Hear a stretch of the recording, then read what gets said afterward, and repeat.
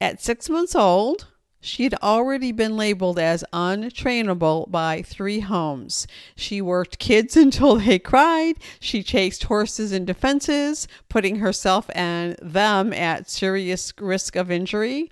There just wasn't a fence that could keep her from chasing everything, including the neighbor's cattle at her last home, where she was likely to get killed either by the cattle or by the farmer.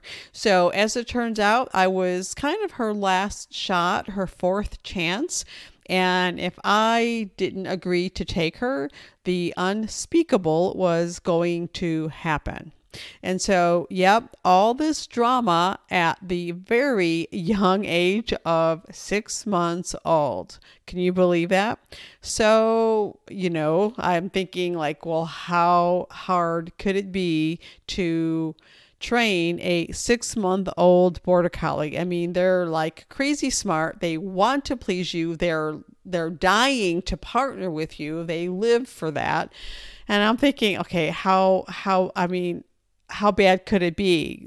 So what I did was role model for her how we live together as a family group. And so one of the things that I teach in my in my work and like teach to my members is something that I call the dance. And one of the dance steps is called the invitation. So that's the first dance step. And so what I would do is, while she was working the other dogs, so if there were other dogs, she was working them. And what I would do is invite the dog that she was working into me. And so that dog would respond to my invitation by moving toward me. And then the dog would come to me. And of course, Maya would stop because that dog was stopped when it arrived at me, right? And so I love on that dog like I do.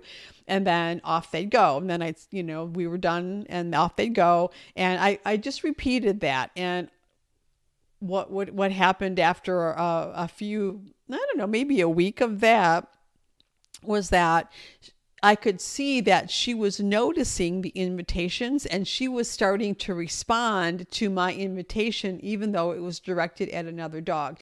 Ultimately, over in a couple months' time, no matter what she was doing, she could be 50, running out with one of the other dogs 50 yards away from me and flanking out in a big outrun to head that dog off. And halfway out there, I could call her name and invite her to me, and she would instantly stop working that dog and come to me.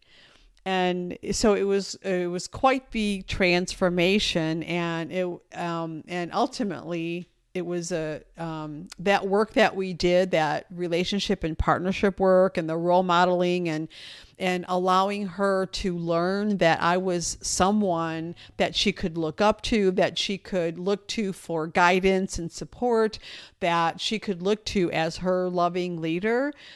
All of that transferred directly into our being able to partner so brilliantly in the sheepdog world. And so that's our story. And I would invite you to, look at some of these concepts and bring them into your own life with your dogs,